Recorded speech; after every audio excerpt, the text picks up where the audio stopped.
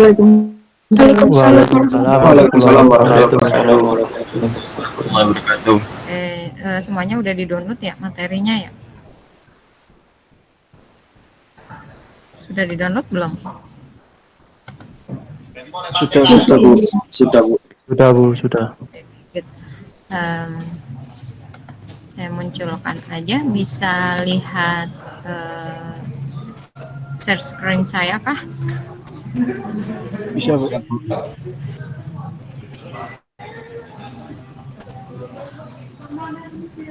Sudah bisa lihat share screen-nya? Bisa, Bu. Bisa Bu. Bisa, Bu. Kelihatan, Bu. Gimana? Bisa lihat?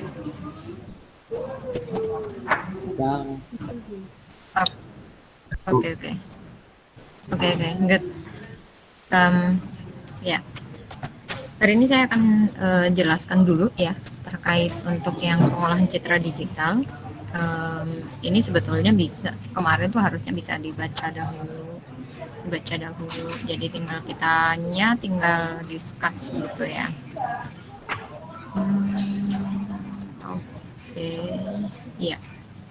Nah, jadi di slide yang kedua ya, di page yang kedua kita bisa lihat di situ ada yang tahu nggak itu maksudnya di bagian yang slide kedua itu apaan? Ada yang tahu nggak itu maksudnya apa?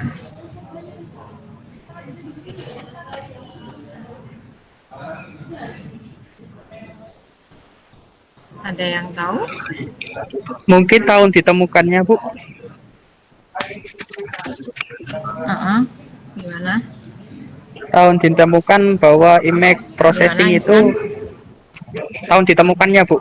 Bahwa image processing ditemukan tahun 1950, dia merujuk pada image, pada fungsi gambar.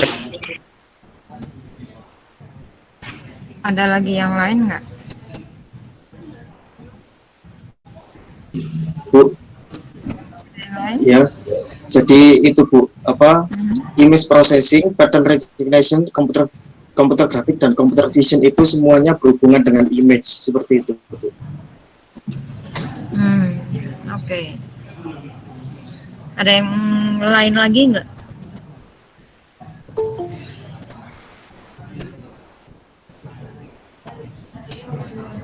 Oke.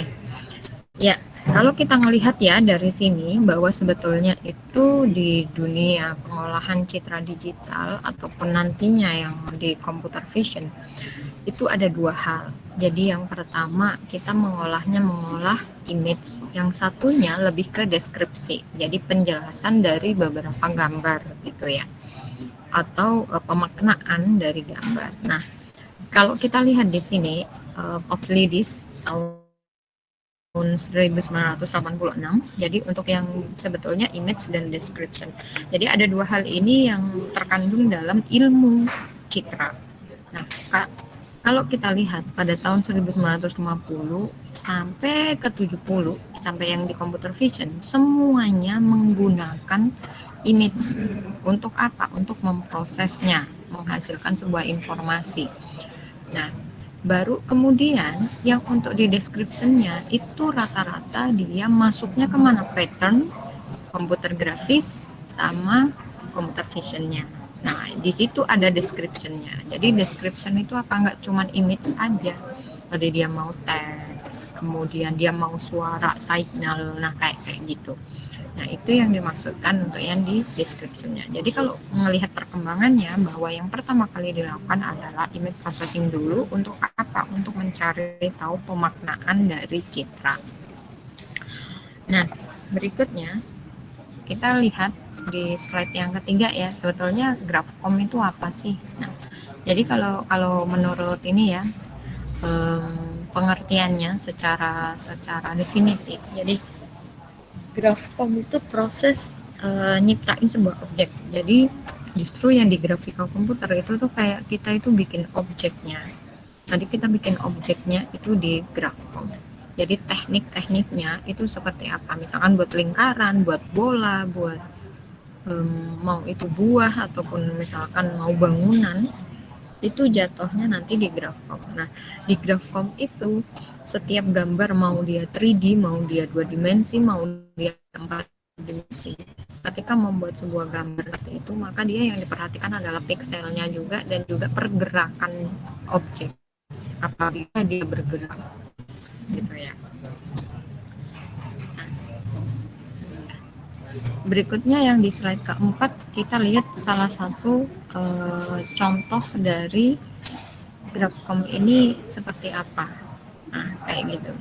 Jadi Grafcom ini seperti apa? Jadi sama seperti ini. Rata-rata dipakai untuk simulasi.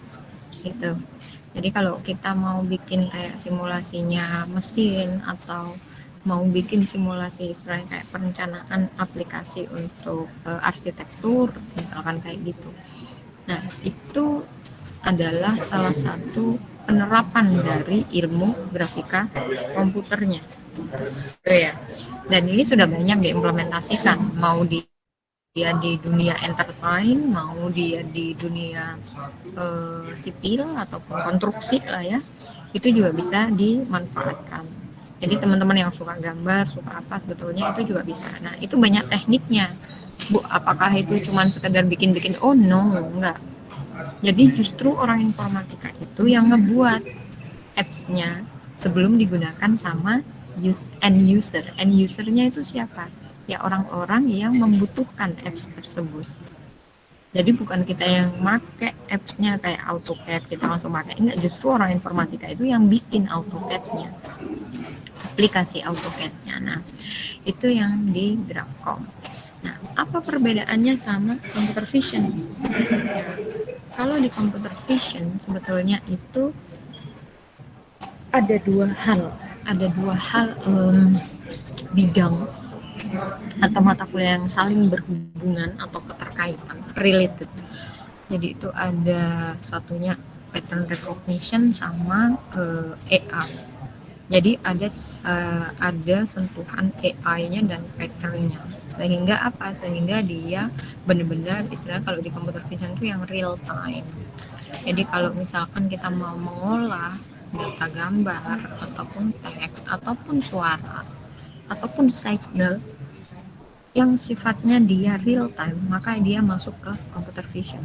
Jadi kalau banyak banget, ada yang pernah tahu nggak sih sekarang implementasi computer vision itu kayak apa? Ada yang tahu nggak? Bisa ini bisa share kah?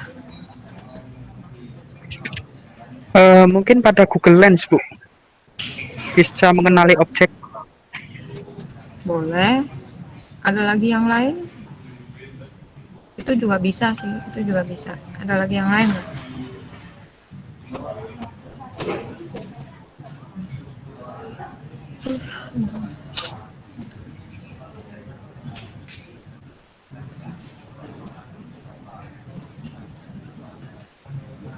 Seperti mobilnya Tesla, Bu, itu kan bisa nyetir teknologi pakai sensor aerobotik.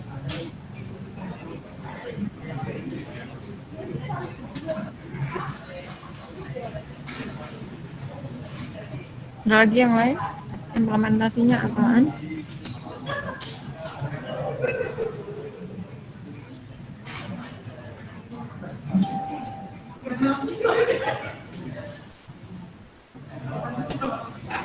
Itu Bu, kalau Oke. yang pada Nah, kalau kita medis lihat ya di computer vision, pernah tahu nggak sih yang CCTV yang bisa ngedetek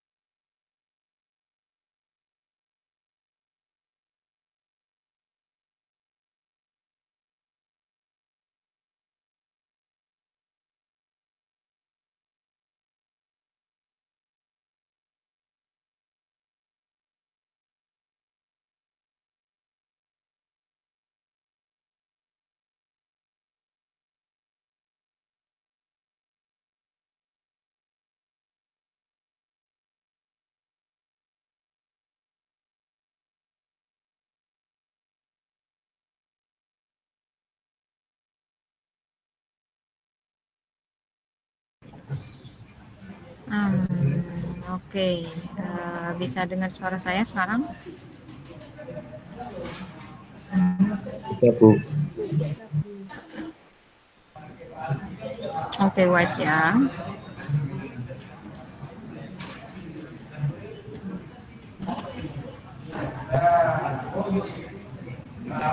Oke. Yuk, kita lanjut. Jadi kalau di computer vision ya, itu implementasinya yang sekarang kalau kita misalkan ngelihat kayak CCTV. CCTV yang sekarang itu kalau ya di jalan raya itu kan bisa ngedeteksi ya. Jadi kayak plat nomor ini pemiliknya siapa kayak gitu. Nah, itu salah satunya implementasinya juga yang sudah digunakan. Kemudian apalagi di bidang medis. Di bidang medis kita bisa lihat kalau sekarang yang untuk COVID dari CCTV aja, bahkan dari kamera itu kita bisa mendeteksi orang ini pakai masker atau enggak, bahkan jaraknya mereka saling kayak misalkan jaraknya berhadapan itu apakah sudah memenuhi standar dari keamanan prokes yang sudah disediakan. Itu salah satu implementasinya. Jadi kalau misalkan ada lagi yang orang pengen bisa tahu orang ini itu suhu tubuhnya apakah melebihi atau tidak dari standar yang sudah ditentuin. Contohnya apa kayak di mall. Kita cuma lewat aja, tapi dia ngedeteksi. Oh, suhu tubuhnya sekian, suhu tubuhnya sekian. Apalagi kalau di bandara. Jadi kalau yang kondisi kayak gini ya, pandemi kayak gini itu banyak banget sebetulnya implementasi dari computer vision yang bisa dimanfaatkan buat masyarakat. Nah, ini sebetulnya yang harusnya jadi concern dari teman-teman mahasiswa nih, khususnya informatika. Jadi kalau misalkan nantinya mau bikin skripsi atau apapun, memang nggak usah harus hal yang besar, hal yang kecil, tapi itu bisa punya impact. Impact itu kayak punya manfaat gitu, punya manfaat buat siapa? Digunakan orang lain. Hal yang terkecil aja, contohnya, misalkan dari handphone gitu ya, kita mau ngevideo nih, ketika kita ngevideo bunga atau kita ngevideo hewan, tiba-tiba langsung muncul. Jadi ketika kamera diarahkan ke hewannya kayak gitu langsung muncul, oh hewan ini namanya ini, terus habis itu dia biasa hidup di mana, kemudian makanannya apa. So that is so beautiful. Itu yang sangat-sangat bagus banget, dan bahkan itu bisa dijadiin kayak model pembelajaran yang terutama cocok ya pandemi kayak gini. Nah, itu bisa diimplementasikan, itu dari hal kecil. Gitu ya. Sorry, saya sambil minum. Nah, itu yang di dunia computer vision-nya. So next kita lanjut. Nah, coba kita lihat di computer vision itu bisa juga salah satunya untuk mendeteksi di gambar itu ada apa aja. Jadi dia langsung bisa kayak ngedetect gitu loh. Jadi langsung bisa ngedetect, oh ini tuh ada atap, ini tuh ada wall, ini tuh ada window-nya, ada tree-nya, ada rumput, grass, ada jalannya, dan seterusnya. Jadi dia bisa kayak gitu. Itu salah satunya juga bisa diimplementasikan di bidang itu. Yuk, next selanjutnya yang halaman 7. Di halaman 7, jadi kalau kita ngomong pengolahan citra digital, berarti PCD-nya, di citra digitalnya, itu ada beberapa teknik. Nah, ini yang harus dibedain. Kalau tadi computer vision udah sampai kayak gitu, nah di pengolahan citra itu lebih detail untuk pengolahan citranya. Jadi mulai memperbaiki kualitas gambar, ya, mulai dari segi misalkan pewarnaan, enhancement, jadi perbaikan kualitas, kemudian dari pemilihan sebuah objek ataupun deteksi sebuah objek, tapi berdasarkan apa? Berdasarkan ciri khasnya. Jadi objek itu punya ciri khas, citra itu punya ciri khas. Contohnya manusia, antara manusia yang satu dengan yang lain pasti punya ciri, ya enggak? Kalau dari vision mata kita nih, dari mata kita, contohnya apa yang paling bisa kalian bedain? Oh, ini tuh si misalkan ini tuh si Nicholas nih, oh kalau ini tuh si Azrul. Dari jauh kita udah bisa lihat, wah itu orangnya beda. Nah itu dari apa coba? Apa aja yang bisa kalian lihat? Contoh, ketika dari jauh kamu bisa ngenalin, oh ini tuh Nicholas, oh ini tuh Azrul. Silahkan yang mau ini coba untuk discuss. Dari posturnya, dari cara jalannya, mungkin gerakannya. Kenapa? Siapa tadi? Dengan Siapa tadi? Yohanes. Ayo Yohanes. Apa Yohanes? misalkan saya lihat dari postur tubuhnya setiap orang kan beda-beda. Suaramu kecil banget. Halo, gimana Bu? Ya. Ya. Ini Yo. misalkan dilihat dari postur tubuhnya. Misalkan kan ada orang kan ada yang pendek, ada yang tinggi, ada yang gemuk. Berarti bentuk ya, Ya, bentuk dari tubuh bentuk. ya. Ya, Mm-mm. terus kemudian ini kalau misalkan dari jauh ya, jadi misalkan yang kelihatan kan seperti itu, terus misalkan dari rambutnya, dari wajahnya, Berarti lebih ke bentuk ya. ya dilihat dari Kalau dari jauh ya ke Kalau dari bentuk. jauh. Ketika sudah mulai agak mendekat, mendekat, kita baru bisa membedakan apalagi kira-kira. Nggak detailnya, terlalu deket sih, cuman udah kelihatan. Nah kayak gitu. Itu apa? Ya. Selain bentuk tubuh. Warna kulitnya bisa jadi Bu. Oke, warna kulit. Nah, kalau udah deket banget, apa yang bisa kita lihat lagi?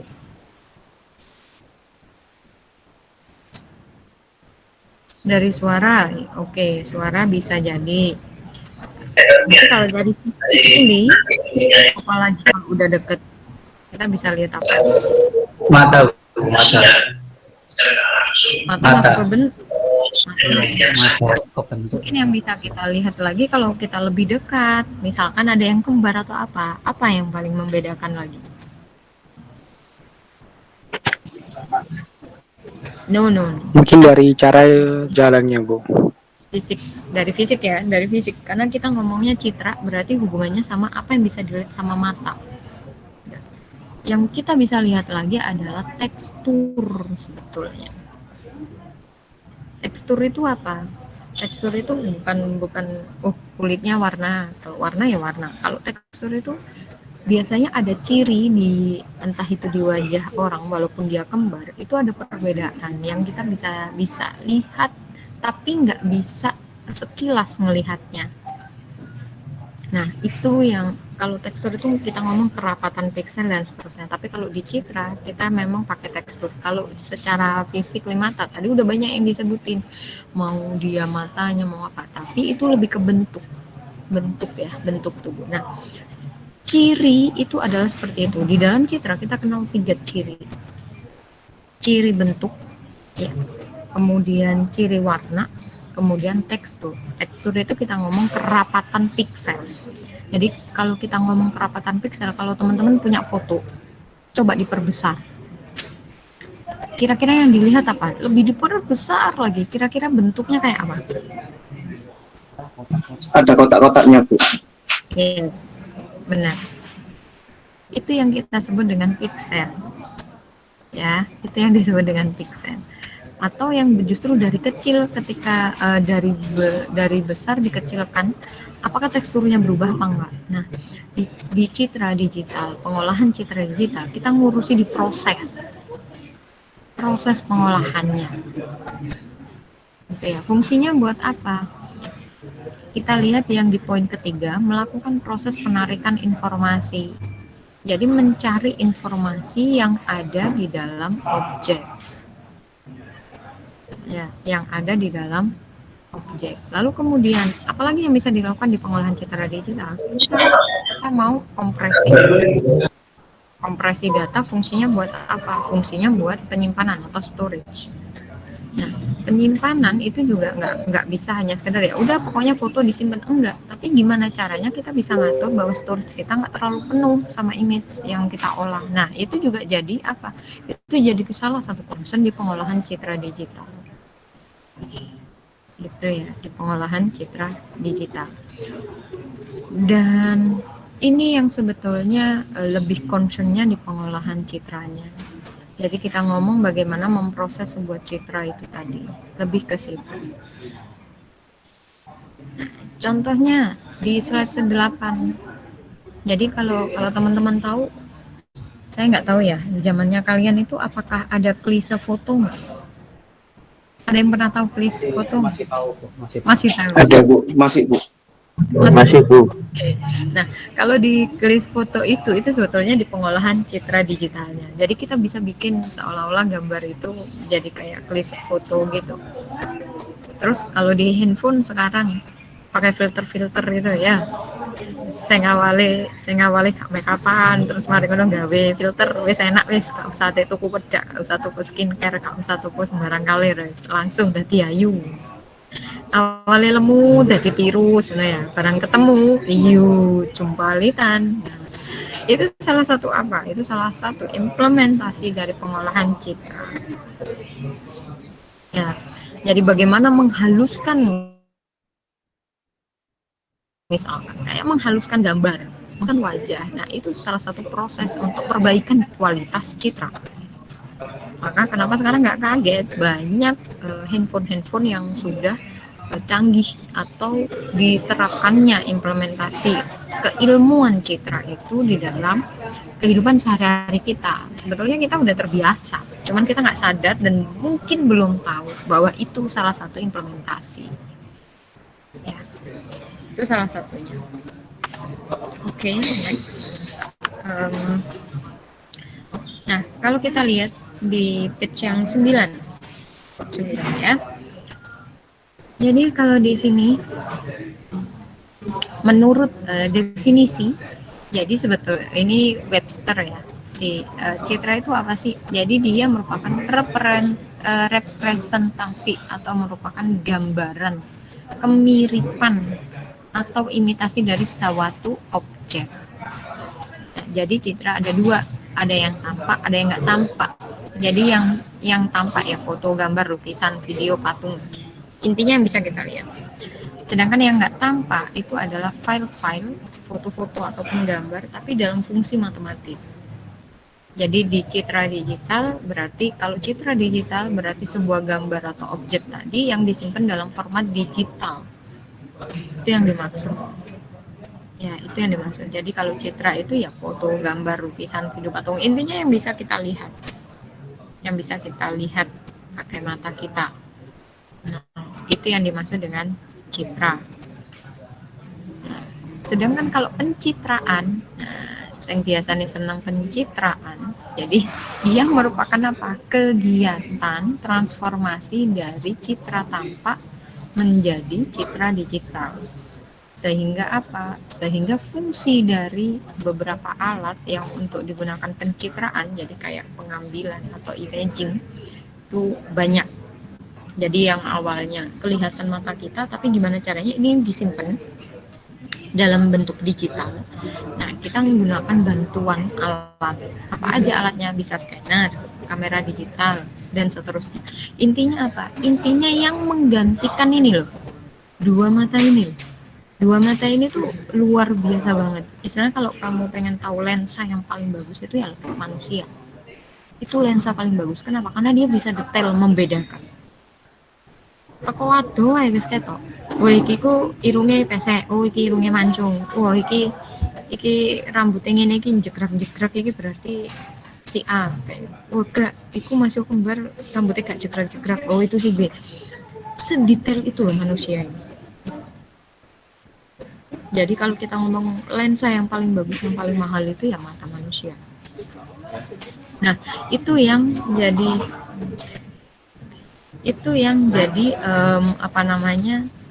concernnya bagaimana caranya sebuah digital itu bisa setidaknya bukan menggantikan mata manusia ya, tapi setidaknya bisa membantu manusia untuk mendeteksi lebih detail. Ya. Nah, itu yang di kegiatan analisis citra. Itu yang dimaksud analisis citra. Bagaimana kita menganalisis citra itu fungsinya buat apa? Mengambil keputusan. Jadi semua teknologi di dunia informatik, teknologi informasi, fungsinya cuma satu. Ingat nggak dulu waktu SD pasti guru komputer kalian bilang, komputer adalah alat untuk membantu manusia mengerjakan pekerjaan sehari-hari, ya nggak? Ya kan? Aku sampai hafal banget itu. Nah, artinya apa? Bahwa manusia itu memiliki keterbatasan. Berbeda sama robot. Komputer itu juga robot, mesin. Karena mesin dia pasti punya keterbatasan, tapi ketika dia dilatih, di training, dia itu nggak baperan, satu. Yang kedua, matanya nggak pernah minus, karena dia nggak punya mata. Dia hanya punya learning algorithm. Jadi keterbatasannya yang dimiliki sama manusia tidak ada di dalam mesin ataupun komputer.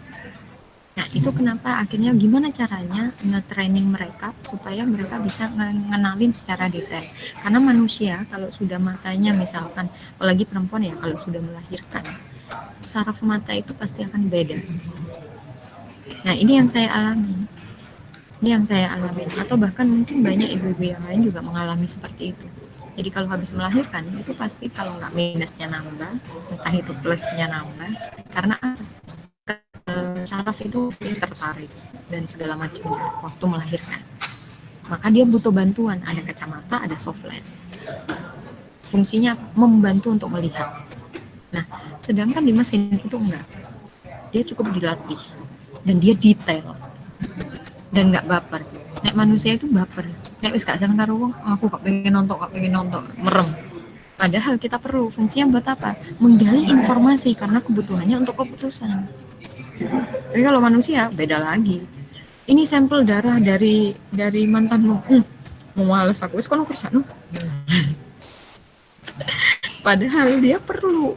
Fungsinya buat apa? Untuk deteksi penyakit, misalkan begitu.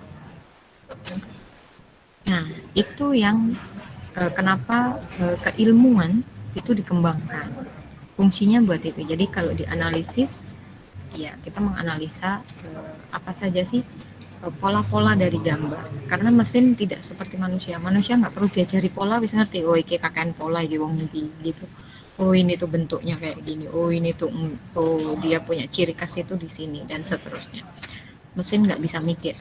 Maka yang berpikir adalah manusia. Mesin hanya diajarin dan dia nurut. Beda sama manusia, diajarin nggak nurut, cari-cari alasan. Ya. Nah, yuk kita balik. Jadi kalau dilihat di slide ke-11, keterkaitannya apa aja? Dilihat keterkaitannya. Jadi kalau kalian misalkan nantinya mau skripsi tentang pengolahan citra atau apapun, satu yang harus diingat, cari dulu permasalahan yang bisa kamu selesaikan. Orang skripsi itu sebetulnya cari masalah. Nah, cari masalah yang bisa diselesaikan dengan keilmuannya. Itu yang paling penting.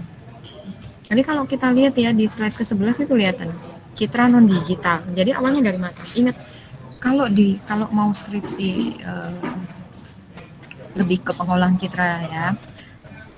Jangan mencari sesuatu yang bisa kamu deteksi pakai mata secara langsung. Kalau kayak gitu nggak perlu bantuan komputer. Tapi kalau kalian ternyata, loh Bu, saya sih memang bisa lihat, tapi saya belum bisa membedakan kalau secara langsung. Ini tuh butuh ketelitian, butuh ini. Nah itu baru bisa. Paham ya? Contohnya apa? Contohnya kayak gini, kita mau membedakan timun yang kualitasnya bagus sama enggak. Kalau secara kasat mata, kita bukan ahli dari pertanian tersebut, kita pasti nggak bisa bedain. Ya jenenge timun ya timun, pokoknya bentuknya ngono ya api. Tapi kalau dia petani yang tahu, oh kalau bentuknya ini agak gini, warna kulitnya agak gini, ini itu bagus. Kalau kita bisa lihat, oh ternyata di sini tuh agak kasar dan segala macam. Nah, tapi kan nggak semua orang bisa mendeteksi itu. Nah, itu baru bisa kita angkat sebagai penelitian. Paham ya? Tapi kalau hanya sekedar, oh ini pensil, ini bolpen, dari gini aja udah bisa lihat, itu nggak boleh. Nggak boleh dijadikan bahan skripsi.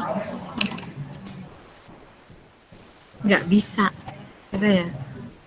Atau misalkan kita kayu, oh kayu ini yang kualitas kayu jati yang paling bagus, dilihat dari apa? Teksturnya.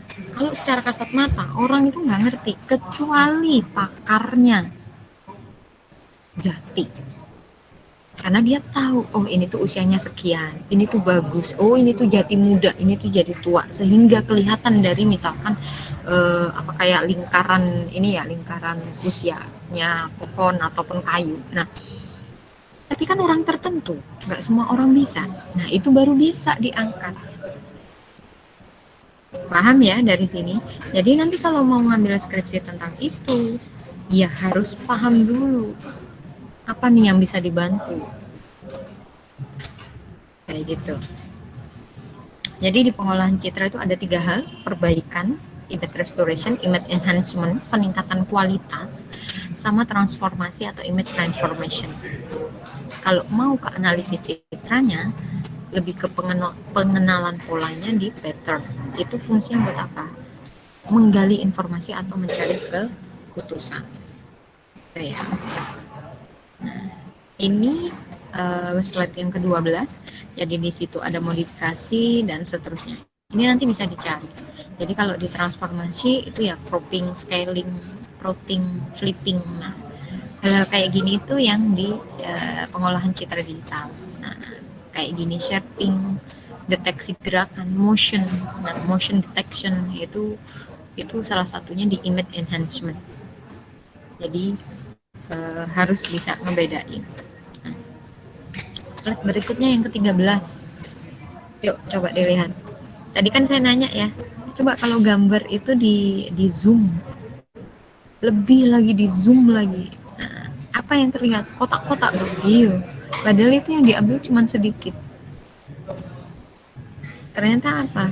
Di situ ada intensitas warna, sehingga kita bisa melihat. Maka orang-orang kalau mau bikin aplikasi, mau itu filter, mau itu kayak yang sekarang deepfake ya, deepfake itu awalnya berasal dari mana ya? Kayak gini, dia mempelajari pixel dari sebuah citra.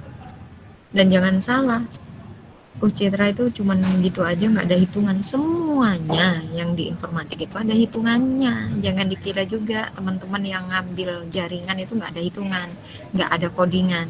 Yuk keblek aja nih sampai mikir gitu. Karena nggak ada ceritanya, nggak ada hitungan, nggak ada ngoding, itu nggak mungkin gitu ya. Jaringan itu ada ngodingnya juga walaupun sedikit. Tapi kalau kita ngomong jaringan security system, wah itu codingan full gitu. Nah, coba kita lihat, oh ternyata perhatikan ya, warna itu kan ada yang sampai 255 ya, 0 sampai 255. Nah, perhatikan setiap gambar, setiap warna itu punya intensitasnya masing-masing. Jadi makanya kenapa di page ke-13 kita lihat, oh beda ya, iya dong, abu-abu, putih, hitam banget, abu-abunya agak degradasinya berkurang sedikit intensitasnya, itu sudah beda muatan nilainya, nilai pixelnya berapa. Nah, kayak gitu. Sehingga apa, kalau kamu ngedit pakai Photoshop gambarnya orang, kalau kamu mau detail gede, no, tadi biar ketahuan. Nah, ya, jadi lebih halus. Nah, tapi sekarang kan nggak kayak dulu. Zaman saya dulu tuh sampai ketika mau ngedit apapun tuh sampai diperbesar dulu, dihalusin banget. Gimana caranya nggak kelihatan bahwa ini itu adalah editan. Kalau sekarang banyak aplikasi, wes gampang sekali, truk wes jadi. Nah, perhatikan intensitas warna itu punya koordinat. Jadi ada koordinatnya, dia pada titik apa.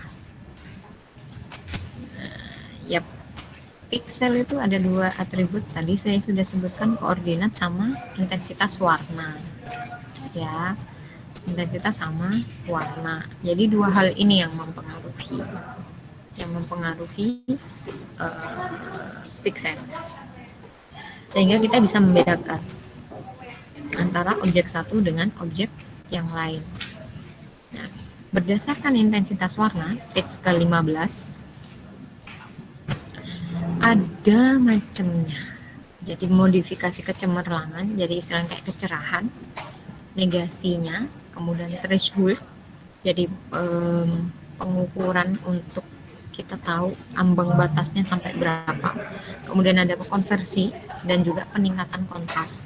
Jadi peningkatan kontras itu kalau kita, saya nggak tahu di HP kalian tuh ada nggak kontras warna? Ada nggak di HP kalian? Kalau kalian ini yang handphone mau mempercantik gambarmu, memperganteng gambarmu, itu biasanya ada peningkatan kontras. Jadi warnanya itu masih bisa matching bagus gitu. Yang kulitnya nggak seberapa putih diputihin gitu ya. Sisi dati mayat. Gambar itu sampai ada yang kayak gitu ya kan. Aku sampai geleng-geleng, ya Allah, gambarnya putih men. Nah, itu peningkatan kontrasnya. Jadi nggak terlihat pucat. Istilahnya kayak gitu. Nah, kalau di sini ada beberapa rumus ya, ada beberapa rumus. Ini ada beberapa rumus. Page ke-16. Maka di situ untuk nambahin nilai warna konstanta. Itu berarti di sini apa? Pewarnaannya tadi ya, dari X sama Y-nya, koordinat warnanya ditambahi dengan konstantanya. Jadi konstantanya itu dia akan dilihat, kalau dia ternyata konstantanya itu bernilai positif, maka dia cemerlang. Kalau ke negatif itu lebih gelap. So, coba dilihat handphonenya masing-masing. Di handphone itu ada ini. Coba ya, saya buka ya. Mana ya? Oh, ini aja. Cuma saya nggak tahu sih. Bisa lihat nggak sih? Nah, di bagian mana ya? Oh no. Nah, ini nih. Di bagian ini nih, kayak kecerahan. Di kecerahan, kelihatan nggak? Kan itu kan kecerahan. Nah, itu kan ada pengaturan masing-masing kan ya. Nah, itu yang dimaksud bagaimana cara kita mengatur. Nah, di sini tuh ada plus sama minus. Nah, kalau bisa, nggak tahu, bisa lihat nggak sih? Ya, plus minus itu ada ya. Nah, silakan dilihat di situ di plus minus yang khusus untuk kecemerlangan. Sebetulnya implementasinya di sana. Kenapa saya harus tunjukkan? Supaya Anda tahu bahwa teori yang Anda pelajari itu saat ini sudah diterapkan. Ya, itu sudah diterapkan.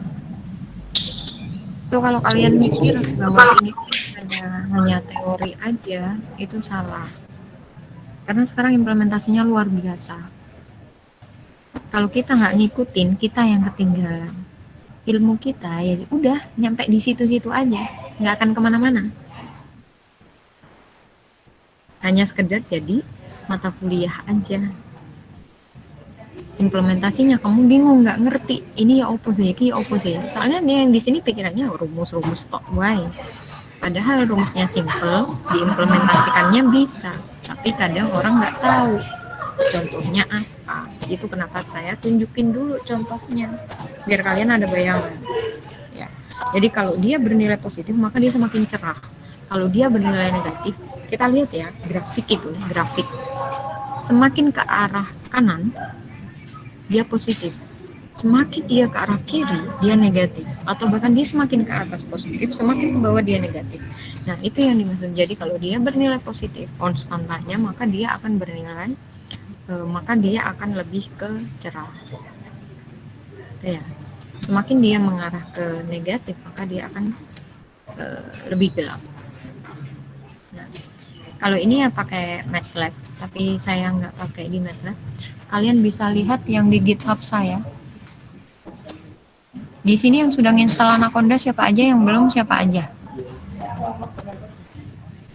Saya Bu sudah, tapi nggak ngerti cara mengoperasikannya Bu. Iya. Saya sudah, Bu. Sama. Oke. Sudah diinstal semuanya? Sudah? Sudah, Bu. Sudah, Bu. Oke. Kalau sudah tak tunjukin dulu. Nah, saya stop presenting dulu. Saya tunjukin dulu, saya buka Anaconda dulu ya. Semuanya dibuka dulu Anacondanya, navigator. Kita share screen aja biar kalian tahu aku buka apa aja di laptopku.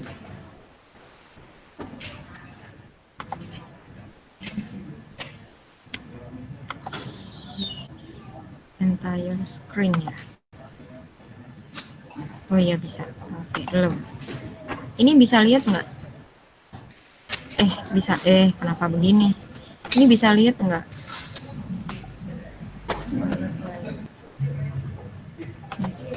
Oke. Bisa lihat ya?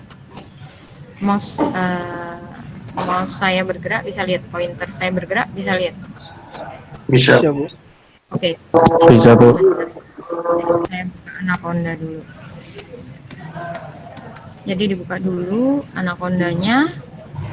Yang ini Anaconda Navigator.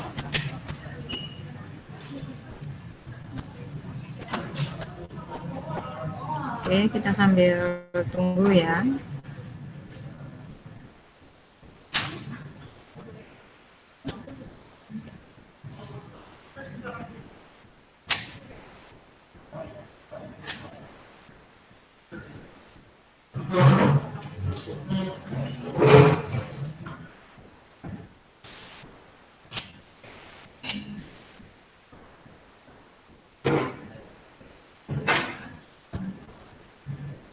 Oke.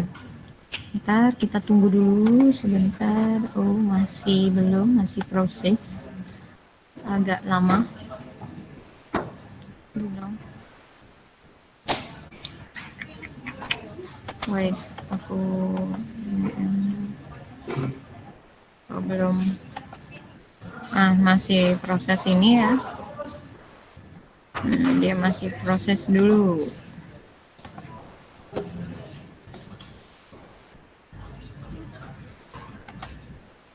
Oke, kelihatan ya, dia masih proses dulu, sabar. Yang lainnya juga akan dilihat.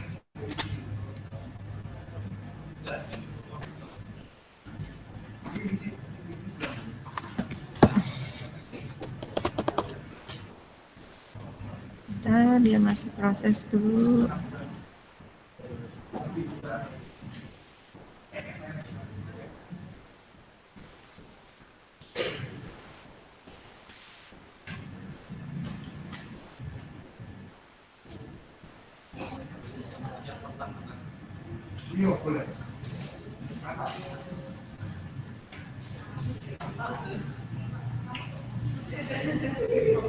Jangan lupa kalian juga dibuka ya, mulai dibuka jadi biar bisa tahu, biar bisa sama-sama kita hands on bareng.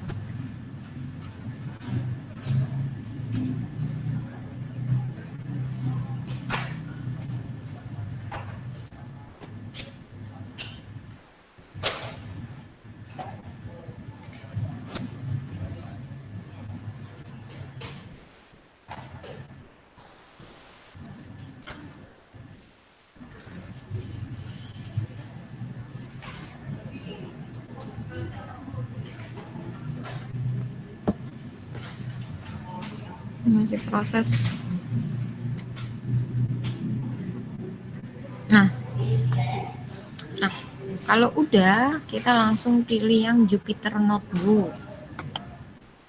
Nah, kayak gini, ini yang Jupyter Notebook.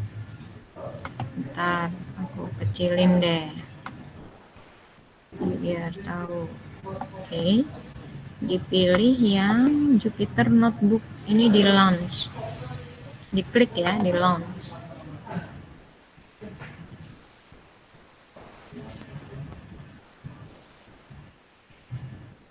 Di launch dulu.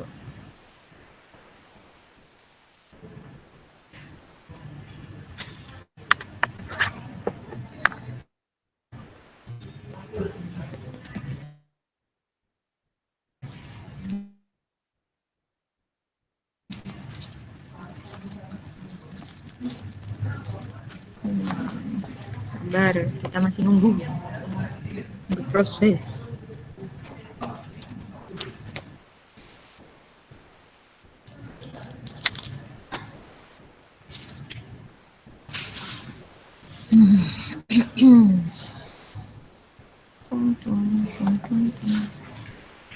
Kita masih nunggu. Tuh, masih muter. Yang lainnya sudah buka? Ada yang nggak bisa ngikutin? Sudah, Bu. Oh, itu Bisa. kalau Oke, ya kita tunggu dulu. masuknya ke spider itu. Kenapa? Kalau besok sudah selesai yang Jupiter yang tadi masuknya Sorry, saya nggak dengar suaranya. Itu siapa yang ngomong? saya Bu Yohanes. Oke, kenapa? Saya sudah lunch yang itu tadi untuk Jupiter notebook. Setelah itu dia Kalau Jupyter notebooknya belum di launch, nggak bisa. Atau kalau ada yang belum diinstal, istilahnya itu kayak diinstal ya. Aduh, saya belum bisa nunjukin. Jadi kalau udah ada contohnya launch, maka dia udah bisa. Kalau dia masih install, berarti belum diinstal. Jadi itu harus diinstal dulu, nanti muncul launch-nya. Gitu. tak coba lagi.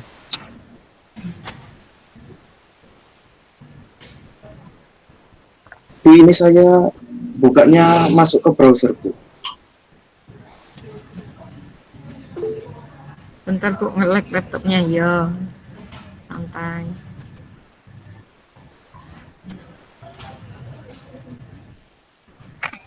Bu, permisi. Hmm. Ini untuk yang apa? GitHub-nya Bu Farida itu bener namanya Farida 02, Bu. Ya iyalah. Oh Kan ya, sudah ada saya Bu. share di Telegram. Saya nggak masuk, Bu. Maaf, Bu. Ya sama Dewi Iya, iya. undang Bu. Nggak ada. Belum ada HP, Ibu. Nanti ya, Bu. Terima kasih ya, Bu. Sakarepmu. Oke, nanti kalau yang di GitHub, jadi tak tunjukin juga ya yang di GitHub ya. Ini kelihatan nggak GitHub-nya? Kelihatan nggak saya buka GitHub?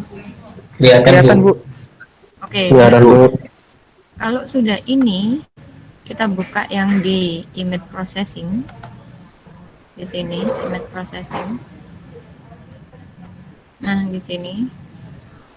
Ini ya. Guys. Aku taruh di sini bukan sih?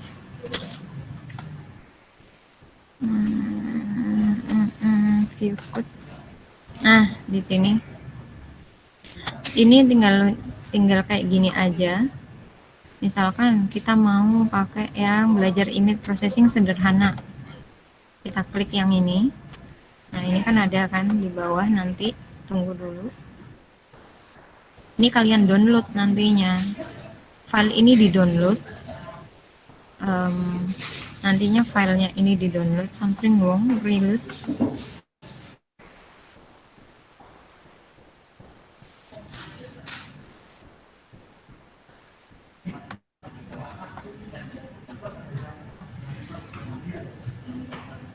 Lihat ya.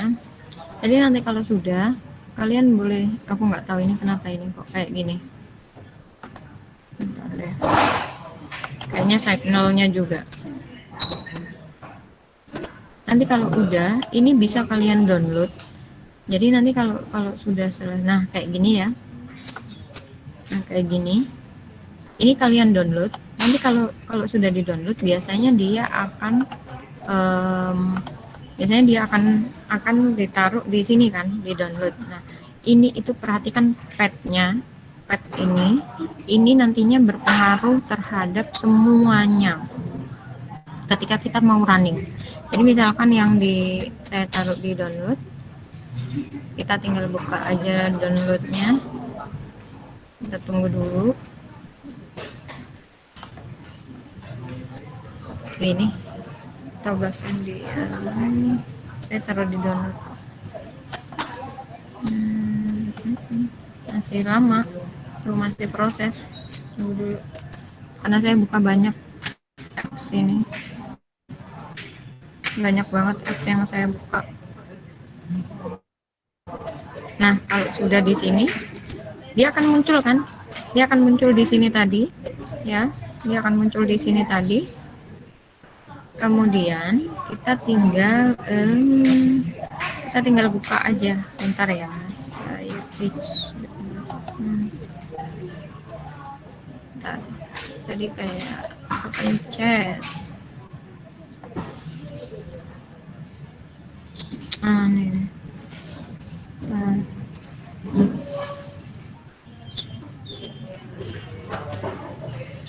Masih proses.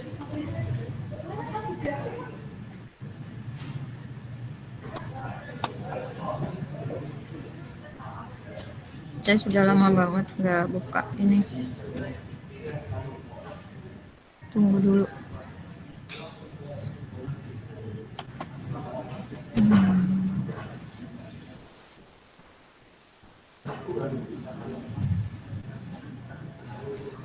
Nah, dalam ini classification enggak visualization data enggak computer vision kayaknya ini mungkin. Bentar ya. Classification with trust enggak computer vision data mining for beginner master.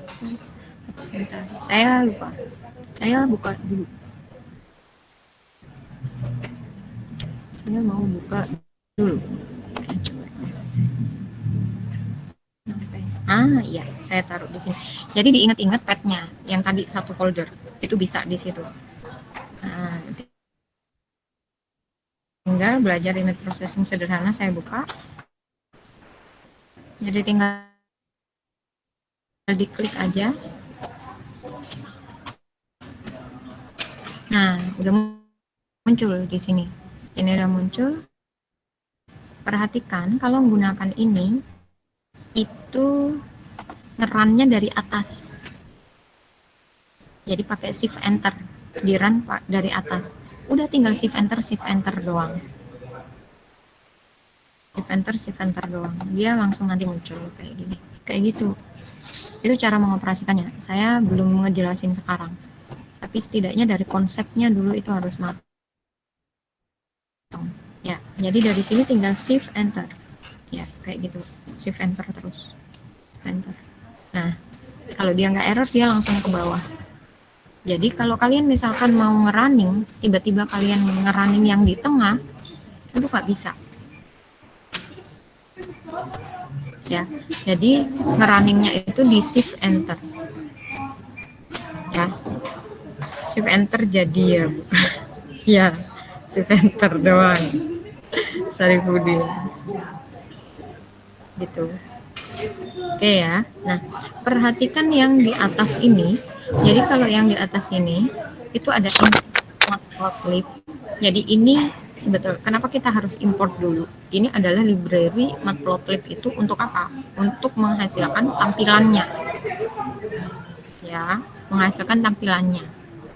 Terus kemudian ada NumPy. NumPy ini adalah salah satu library yang paling banyak digunakan dalam proses image processing. Kemudian PyPlot itu sama, jadi dia hanya untuk nampilin visual. Kemudian image untuk membaca image-nya. Jadi library masing-masing ini harus kita import dulu, istilahnya diambil dulu. Nah, baru masuk yang di berikutnya, membaca image. Di situ sudah saya kasih dokumentasi. Jadi ada read and image. Jadi image yang pertama itu kita menggunakan dulu jadi CV2. Jadi computer vision. Jadi itu merupakan singkatan dari computer vision. Imread itu ada image read. Jadi membaca. Ya, di sini ya. Imread itu adalah image read, membaca image di mana letaknya. Kalian nyimpen gambar. Jadi ini merupakan path atau letaknya file gambar. Kamu taruh di mana? Dia nggak bisa langsung tiba-tiba nama. Path-nya harus jelas. Kecuali kalau gambarnya kamu letakkan satu file dengan code-nya, nah itu bisa langsung nyebutin nama file gambarnya. Paham ya dari sini ya? Maka kenapa ini gambarnya kayak gini? namanya, bukan cuman sekedar gambarnya doang. Jadi nama file gambarnya, bukan langsung gambarnya ditaruh, enggak. Karena kita belum bikin visual, ini adalah proses pengolahannya secara back end, istilahnya kayak gitu. Jadi tampilannya belum, tampilan yang user friendly belum. Tapi ini bagaimana caranya kita bisa ngolah dulu gambar dari situ. Ya. Dan kemudian dia disingkat nih. Dia disingkat pakai IM aja supaya apa? Ketika dia misalkan untuk ngambil lagi, maka dia masih bisa. Jadi ini kayak apa ya? Jadi dari pixel colornya dijadiin BGR format, blue green red blue green red format. Jadi kayak diganti. Jadi dia ngebaca dulu gambarnya. Istilahnya kayak gitu. Nah, ini adalah cara penggunaannya ketika kita install Anaconda. Tadi di sini langsung Python gitu. Jadi kita nggak perlu install satu-satu. Jadi kan misalkan kayak pip install apa. Kalau kita pakai Anaconda udah langsung semuanya ada, kecuali ada tambahan-tambahan library. Nah itu kita harus lihat dulu. Jadi sebetulnya, Bu, boleh nggak sih skripsi itu menggunakan library? Nggak apa-apa sebetulnya. Karena penggunaan library itu nggak semudah orang bilang cuman sekedar pakai, enggak. Library itu boleh digunakan kalau kalian bisa nyeting dengan benar. Dan kalian harus paham konsepnya, hitungannya secara manual. Kalau kalian hitungannya nggak jelas, tiba-tiba kamu pakai library ditakoni, yo ngeluh, bingung, nggak paham. Gitu ya. Oke. Untuk yang Anaconda sudah ada yang ditanyain dulu?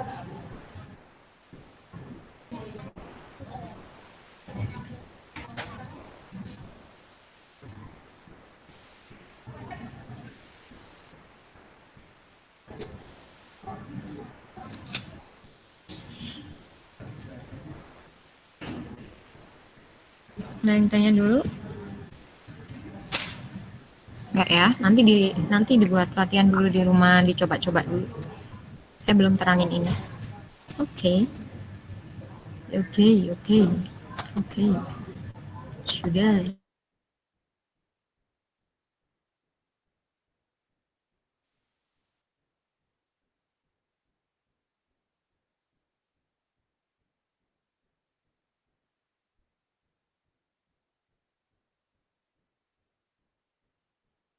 Yes. Ya. Nah. So, ini tadi yang untuk di warna. Jadi nanti ini bisa dibaca, nggak perlu kita pakai karena kita belum ada praktikumnya. Kita nggak perlu ini. So, ini nantinya bisa dibaca dulu untuk pengertian-pengertiannya. Ya. Jadi ada beberapa kayak citra biner. Terus kemudian grayscale biasanya dipakai ketika kita menggunakan threshold tertentu.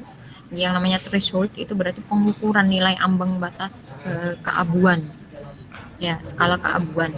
Jadi kalau kita ngelihat secara ini ya, skala keabuan itu dia 4 bit contohnya ya. Kalau 4 bit berarti jumlah kemungkinannya 2/4 istilahnya kayak gitu.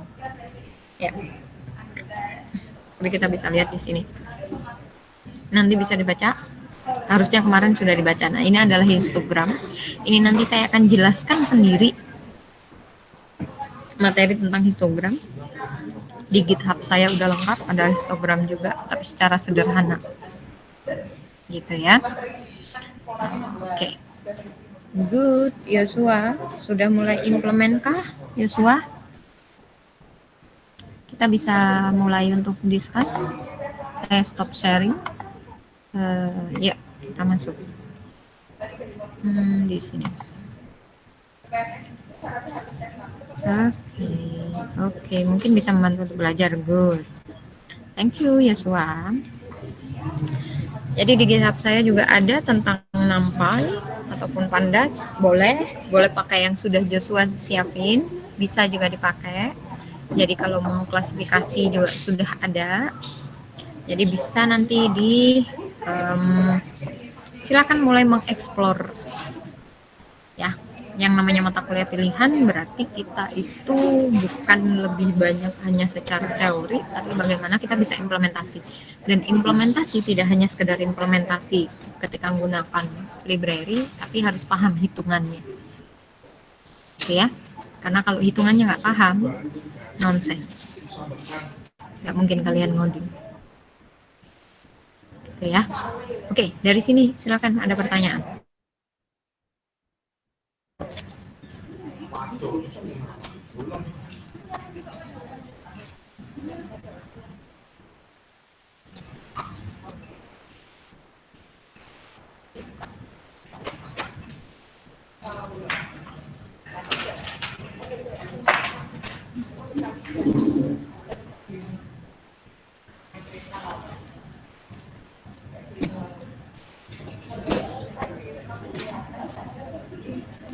Ada pertanyaan nggak?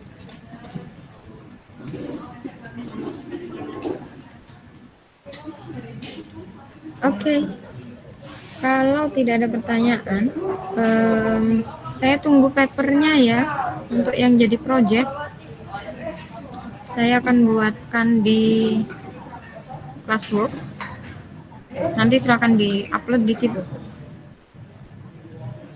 Dan silakan Anda mulai absen di chat. Kalau ada pertanyaan silakan saya open question. Ya. Oke. Kalau tidak ada pertanyaan maka saya akhiri perkuliahan hari ini. Sehat-sehat semuanya. Jangan lupa nanti papernya di-upload maksimal sampai jam 11 malam. Karena saya sudah kasih kesempatan Anda baca-baca dulu yang minggu lalu. Gitu ya. Saya buatkan dulu di sini. Terima kasih, selamat siang. Assalamualaikum warahmatullahi wabarakatuh.